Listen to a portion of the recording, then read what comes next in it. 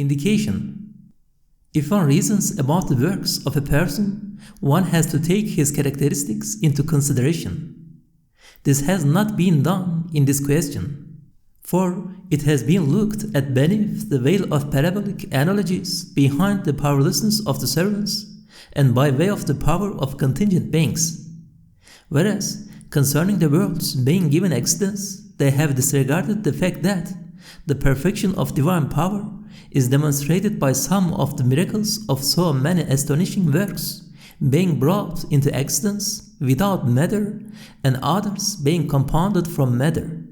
They have regarded the necessary extent in accordance with a limited rule, like making the false analogy of looking on the unseen as present and judging it as they judge their fellow man. Even they imagine to be irrational many questions which sound minds consider reasonable. Note: quite apart from existence from non-being, if one beholds from the point of view of perfect divine power the astonishing laws of the luminescence of the world's eye, which they call light and is the most obvious and luminous of works, as well as the astonishing laws of the eye's light, which is the foremost fruit and a miniature sample of it, and if one compares them with matters that are imagined to be irrational and distant, they will appear more than familiar between the eyelashes of the mind's eye.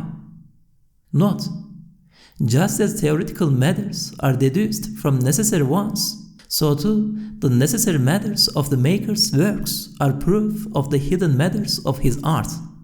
Both prove this question together. Allusion: can the mind conceive of anything finer, stranger, or more wondrous than the art in the world's order, and anything further from the power of contingent beings? It surely cannot.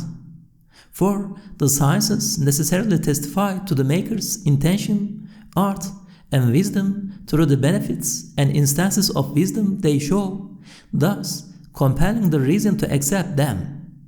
If it had been left to the human intellect alone, it would not have accepted even the most minor of these self-evident matters.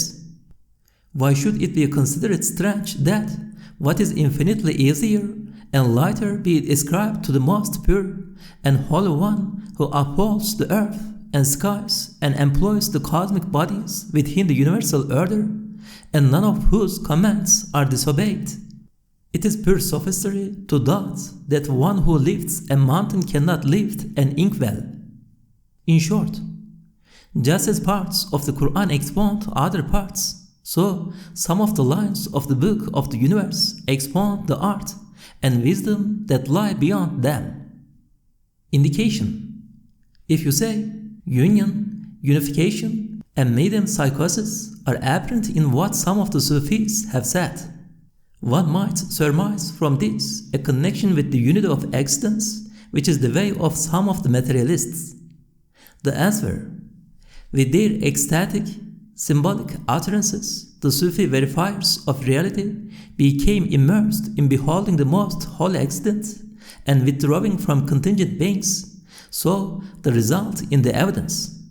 That is to say, on the way they fell out in beholding the Maker from the world, they gazed on the flowing manifestations in the streams of the world, and the swirling effusions in the inner face of things, and the manifestation of the divine names in the mirrors of beings, and used, due to lack of words, such terms as suffusing divinity and suffusing life, but others did not understand the truths this expressed. Due to the misunderstanding, they applied the words and utterances of the Sufi mystics to the garbled nonsense that emerged from their own standard abilities. Woe to their intelligences! The abstract ideas of the Sufi verifiers of reality at the heights of the Pleiades are infinitely distant from the lowly thoughts of the materialists' imitators in the pits of the earth. An attempt to correlate these two sets of ideas shows that the human mind has suffered an arrest at this time of progress and has fallen into the abyss of death. Observing this with regret, humankind is compelled to declare with the tone of its investigative and progressive abilities, absolutely not, by God, Is there any comparison between the Pleiades and the earth? Can an analogy be drawn between the shining light and pitch darkness?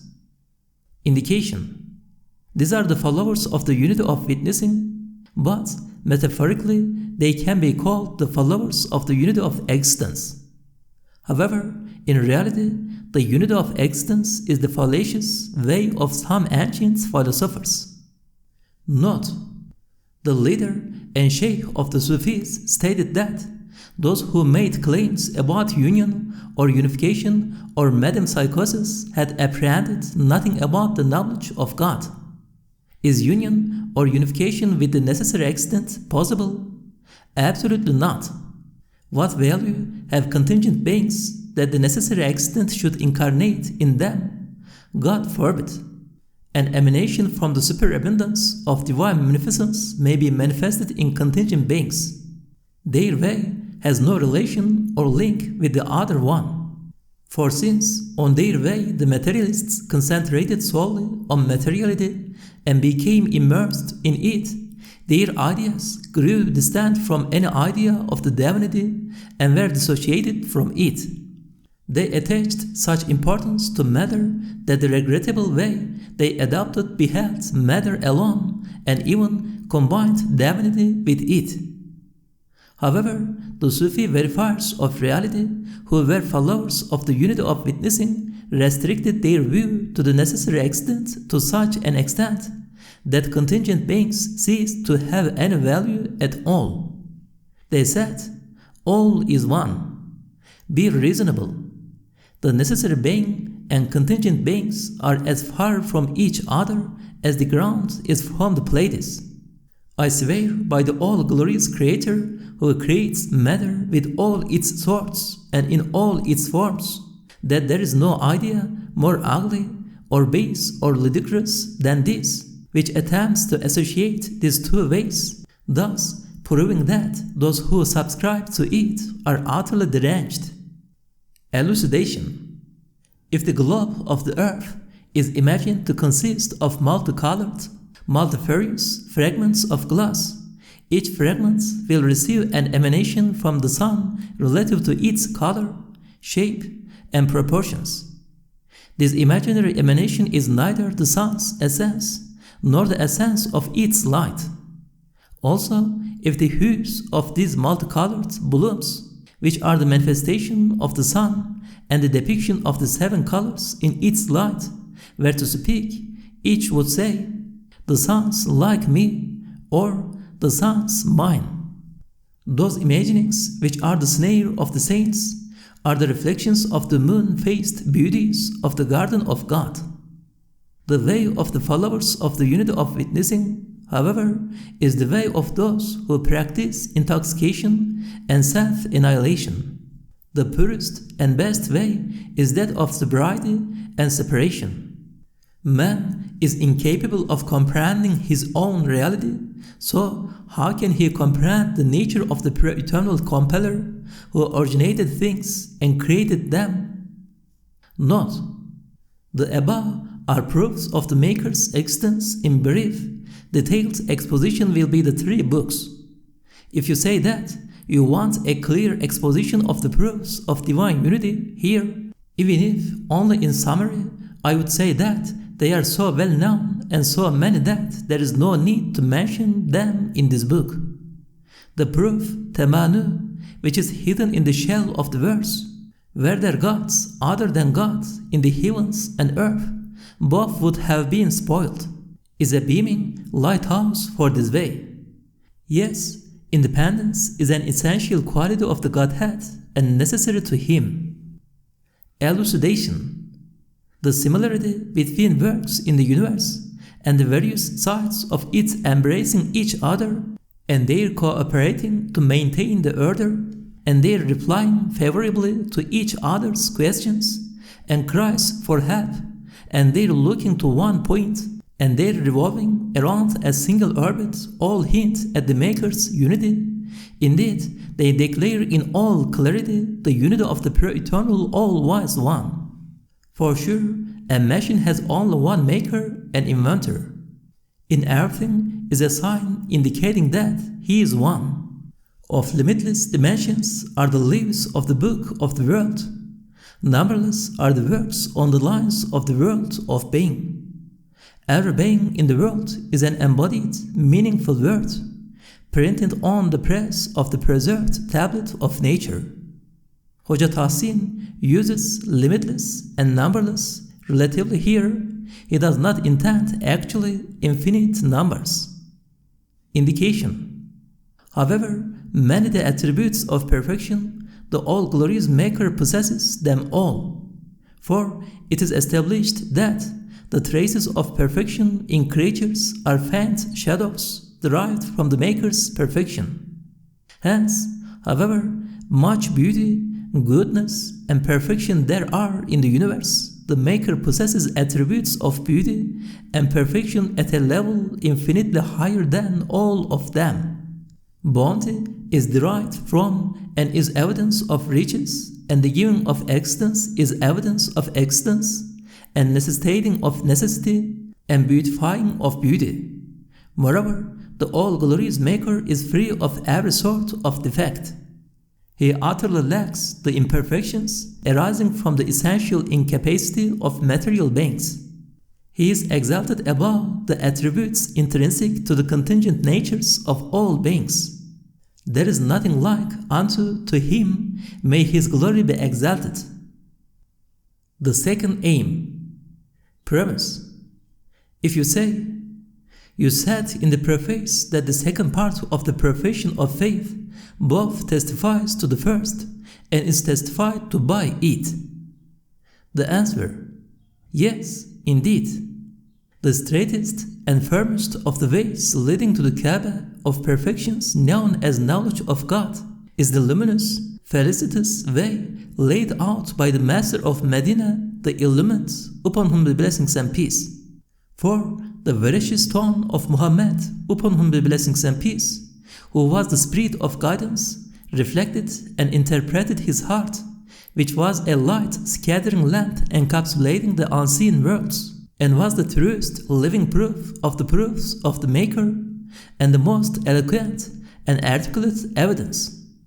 Yes, both his self and his tone were illuminating proofs. The person of Muhammad, upon whom be blessings and peace, was a clear proof from the sight of creation. His tone was a truthful witness from the sight of reality. Yes, Muhammad, upon whom be blessings and peace, was a decisive proof of both the Maker and prophethood and the resurrection of the dead, and truth and reality. Detailed exposition is coming later. Note: this does not necessitate a circular argument, for proof of truthfulness is not dependent on the Maker's evidences. For word, our prophet was a proof of the Maker, in which case the veracity of this proof has to be established, and its consequences and its validity in form and content, as follows.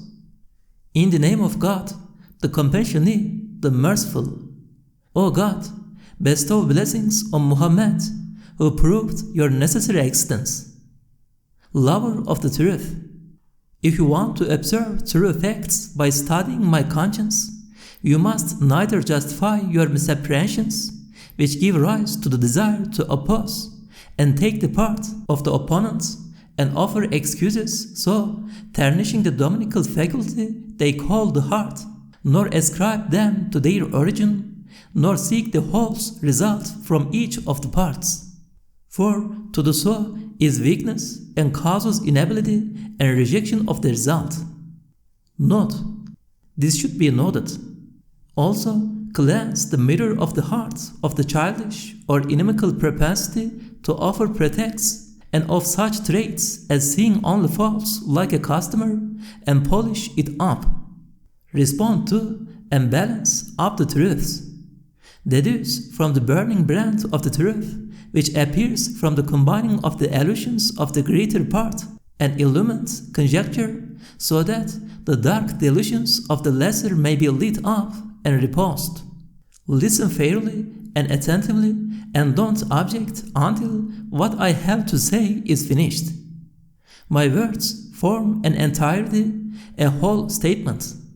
If any delusive ideas remain in your mind, when they are completed, state them. Note: the minor premise is prophethood generally, the major premise is the prophethood of Muhammad, upon whom be blessings and peace. We begin. Indication: the Maker's wisdom and the absence of fidelity in his actions, and the observance of order in even the lowliest and least thing in the universe, and its never being neglected, and the ineluctable need which is humankind's teacher, most certainly necessitate the existence of prophethood in humankind. If you say, I don't understand so brief a statement, explain it further. I say, listen. The proof of prophethood generally is humanity's advancing from animality in respect of 3 points. For prophethood resembles the center and mind of the material and spiritual order of humankind, and of the order given to the disposition of the numerous species which have been placed under its disposal owing to the power of the human faculty of reason. The first point is the strange mystery inferred by the rule: to think first is to act afterwards. To act first is to think afterwards.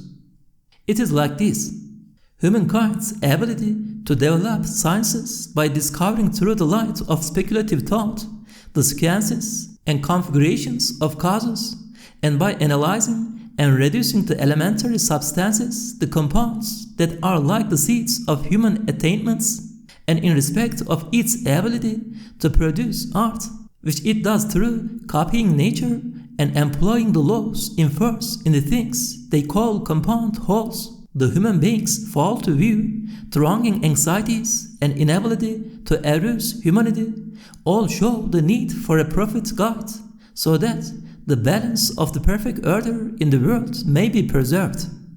The second are the human potentialities, which are infinite, human beings' hopes and desires, which are unrestricted, their thoughts and ideas, which are boundless, and their appetitive powers and power of anger, which are unlimited. Indication: even if a person were to be given a lifetime of millions of years, and complete enjoyment of all worldly pleasures in every respect, he would still sigh, if only due to the infinity within his innate disposition. It is as though his discontentment suggests and hints that humankind is destined for eternity and is created for everlasting happiness, so that the unrestricted innate human capabilities may emerge in fact in infinite time in an unlimited, expansive world. Note: the absence of fidelity and the realities of things intimate that the human perfections cannot be contained in this narrow, restricted, and lowly world, which is not free of the conflict and envy arising from the numerous factors hindering every single pleasure. There must be a wide world where there are no abstractions and disorder, so that human beings may truly burgeon and blossom, and setting their own circumstances and attainments in order, conform to the order in the world.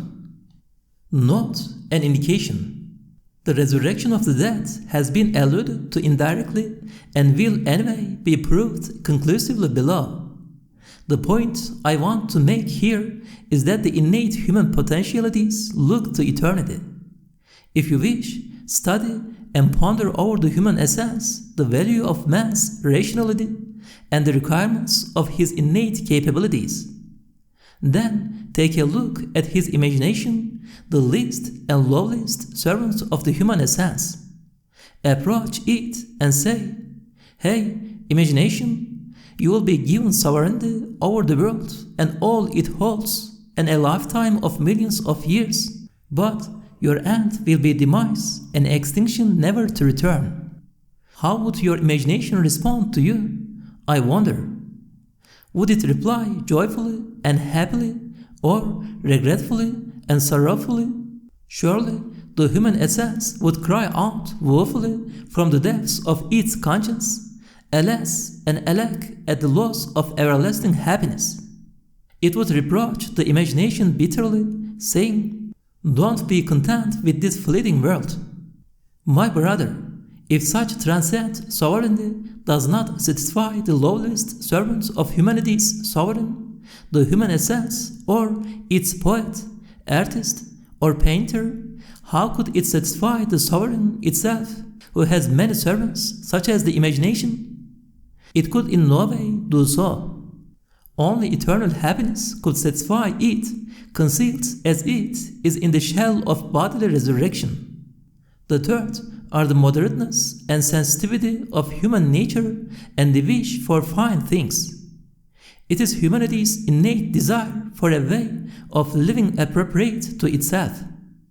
Yes, human beings should not live like animals. They cannot.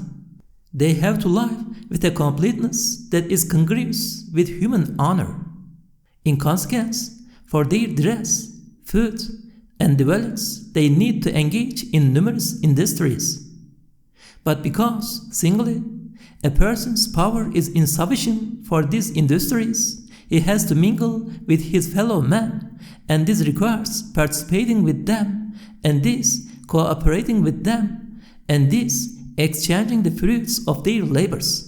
Then, due to the pertinaciousness and truculence of the human powers, they are in need of justice, and because the human reason lacks the capacity for justice, of the laying down of universal laws to preserve it. Then, in order to perpetuate the law's effectiveness, they need a lawgiver to enforce them. Also, the lawgiver has to be superior materially and morally so that he may preserve his inward and outward domination. And since he has been assigned certain duties by the world's maker, worship is needed since it repeatedly recalls and instills in people's minds the idea of the maker's grandeur and ensures obedience to the lawgiver's position and relative power and to his commands. And worship directs minds towards the maker, and being directed in this way induces submission, and such submission leads to the establishment of a perfect order. The perfect order is born of the mystery of wisdom, and the inner meaning of wisdom makes the absence of futility, and the maker's wisdom and the skillful art in creatures testify to itself.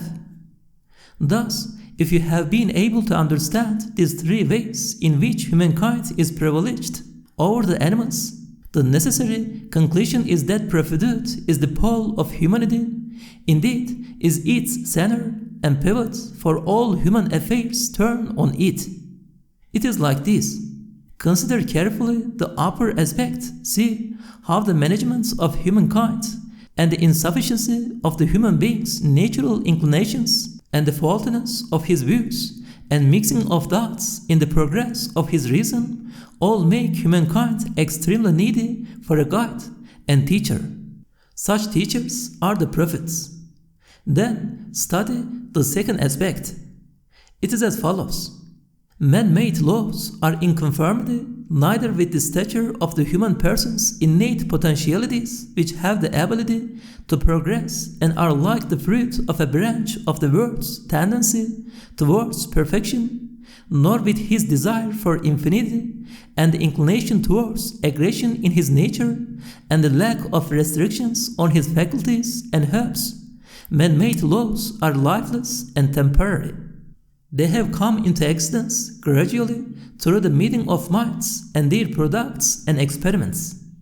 Due to the inadequate training of and assistance for the seeds of those fruits of the human potentialities, there is need for a divine code of laws that will ensure human happiness materially and spiritually in this world and the next, and being living and eternal will expand together with the development of the stature of the human potentialities.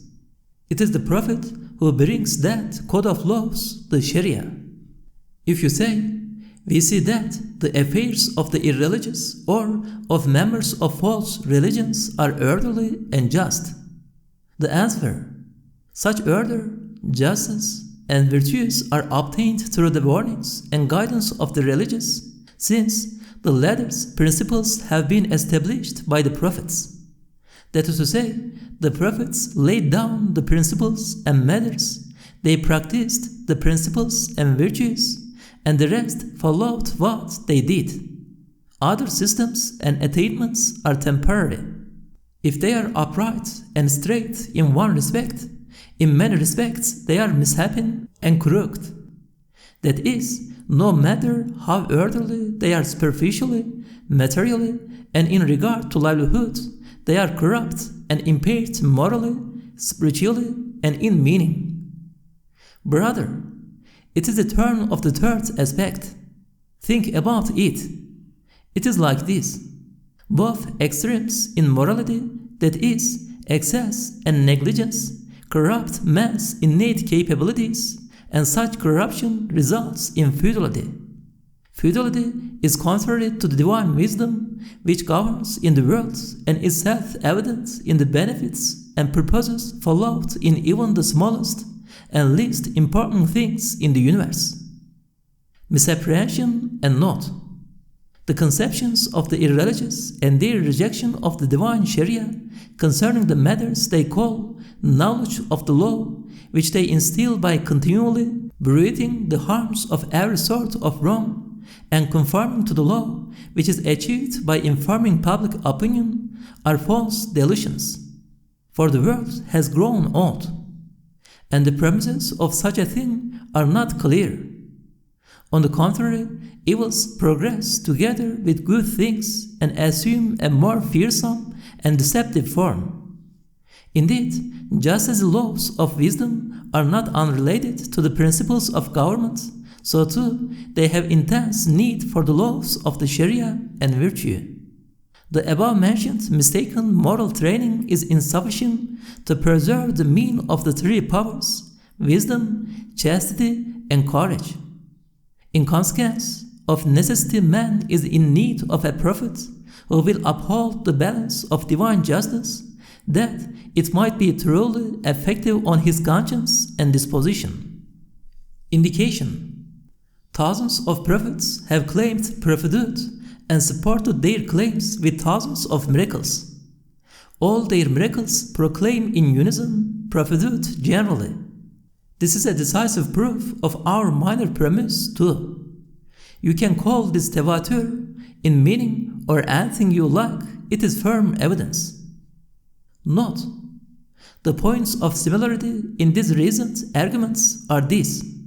If one considers all the sciences, and if one observes the good order and harmony the sciences have disclosed by reason of the universality of their laws, and if one studies from the point of view of divine providence how such disorderly matters and acts as eating and marriage become connected and linked by adding a pleasure or affection or some other thing which are the vitalizing living of various useful things, and if one dwells upon the absence of futility and of neglect in things, which is testified to by the wisdom and purpose they display, one will conclude through induction that as the pole and pivot of universal uses and benefits and the source of their life, prophethood is necessary for humankind.